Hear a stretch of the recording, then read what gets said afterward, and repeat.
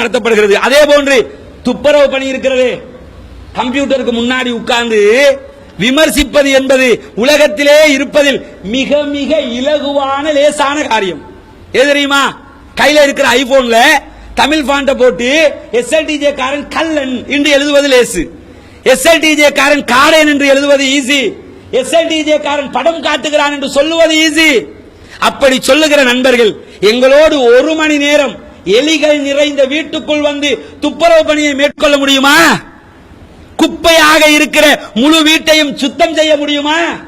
காலிலே பூட்ஸ்களை போட்டுக்கொண்டு கையிலே கவர்களை மாட்டிக்கொண்டு அப்படியே வேட்டுக்கிரகத்திலிருந்து வந்தவனை போன்று ஒவ்வொருவருடைய வீட்டுக்குள்ளும் சென்று ஜாதி மத இன குல வேறுபாடின்றி வேலை பார்க்கிறானே எங்களுடைய உறவுகள் செய்கிறார்களே, இவற்றை ஈடுகொடுக்க முடியுமா? விமர்சிப்பவர்கள், விமர்சிக்கும் தலைவர்கள், ஹுதுபாக்கள் பேசக்கூடியவர்கள் பேசுதானே. மைக்கு முன்னாடி பேசுறது ஈஸி, கேட்கிறது ஈஸி, எழுதுறது ஈஸி, போய் பணி செய்வது கஷ்டம். அதை யோசிச்சு பாருங்க. வெளியூர்ல சில பேர் நினைச்சுக்கிட்டு இருக்காங்க திண்ணை இல்லாம சம்பளத்துக்கு வேலைக்கு வந்திருக்கிறான்னு. இங்கே வேலை செய்கிற ஒரு தொண்டர் கூட வெளியூரில் இருந்து பல நூற்றுக்கணக்கான தொண்டர்கள் வருகிறார்கள். சொந்த காசுல டிக்கெட் எடுத்து பஸ்ல வர்றான், சொந்த காசுல வேலை செய்கிறான்.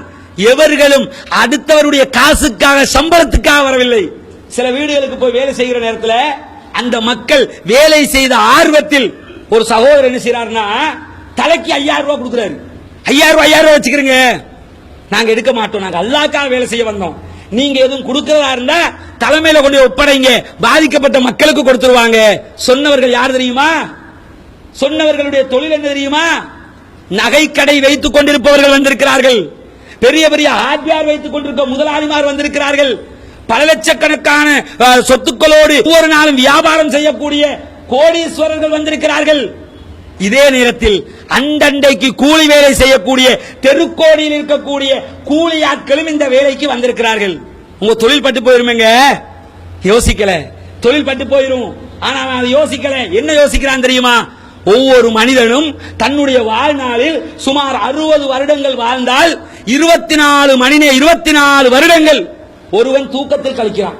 அவன் கணக்கு போட்டு பார்த்து சொல்றான், ஒவ்வொரு மனிதர்களும் 24 ஆண்டுகள் தூக்கத்திலேயே கழித்து விடுவார்கள். 60 வருஷம் வாழ்றான்னா அந்த 60 வருடத்தில் 4 நாட்கள், 60 வருடத்தில் 2 நாட்கள், 60 வருடத்தில் ஒரு 10 நாட்கள் இந்த பாதிக்கப்பட்ட மக்களுக்காக ஒதுக்க கூடாதா? பாதிக்கப்பட்ட மக்களுக்காக தொண்டு பணி செய்யக்கூடாதா? அவருடைய வீடுகளை துப்புரவு செய்து கொடுக்க கூடாதா? அவருடைய குளியலறைகளை துப்புரவு செய்து கொடுக்க கூடாதா? நேற்று ஒரு பெண்மணி வந்து நிற்கிறாள், 3 பிள்ளைகளோட வாரா, 3 குழந்தைகள் இருக்கிறார்கள். என்னுடைய வீட்டை துப்புரவு செய்து கொள்ள வேண்டும், பெரிய சொத்து பத்தெல்லாம் இல்லம்மா, அதுக்குள்ள வந்து துப்புரவு பண்ணிட்டு போங்க, தயவு செஞ்சு செஞ்சுதாங்க அப்படின்னு கேட்கிறா. இவர்களுக்கு யார் பதிலளிப்பது? சில பேர் வருகிறார்கள். ஒரு பெண்மணி, மாற்று மத பெண்மணி, வயோதிபர், அவரால் நடக்க கூட முடியவில்லை, 10 தடவைக்கு மேல் வந்து விட்டார். தொண்டர்களை தாருங்கள். இருக்கிற தொண்டர்கள் நேற்று மட்டும் சுமார் 600 வீடுகள் பிரித்து கொடுக்கப்பட்டு துப்புரவு பணியில் ஈடுபடுத்தப்பட்டது. ஒரு 20 பேர் கொண்ட குழுவுக்கு 106 வீடுகள் மல மல மல மலண்டு வேலை செய்யறான். எதுக்காக வேலை செய்யறான்? அல்லாஹ்வுடைய மார்க்கம், அல்லாஹ்வுடைய தூதர் சொல்லிவிட்டார்கள். அல்லாஹ் திருமறை குர்ஆனிலே மற்றவர்களுக்கு உதவும்படி சொல்லிவிட்டான். என்னுடைய பங்களிப்பு இந்த சமூகத்துக்கு இவ்வளவுதான், என்னால் முடிந்ததை நான் செய்கிறேன். மல மல மல மலண்டு சில பேருக்கு பூட் போட்டா காலில் செட் ஆகுதில்லை, கலட்டி வீசிட்டு அந்த தண்ணீரில், அழுக்கு தண்ணீரில் வேலை பார்க்கிறான். யோசிக்க வேண்டாமா சகோதரர்களே? இவ்வளவு கஷ்டப்படுகிறார்கள். அந்த பெண்மணி, மாற்று மத சகோதரி, வந்து போய் இயலாம கடைசியா வந்து சொல்றா, நான் 119க்கும் கோல் அடிச்சிட்டேன். எதுக்கு 119க்கு கோல் அடிச்சாவா? என் வீட்டை துப்புரவு பண்ணணும், யாருமே வரல, செஞ்சுதாங்க. நம்முடைய தொண்டர்கள் எல்லாம் பணியில ஈடுபடுத்தப்பட்டிருக்கிறார்கள், ஒரே ஒருவர் தான் இருக்கிறார்.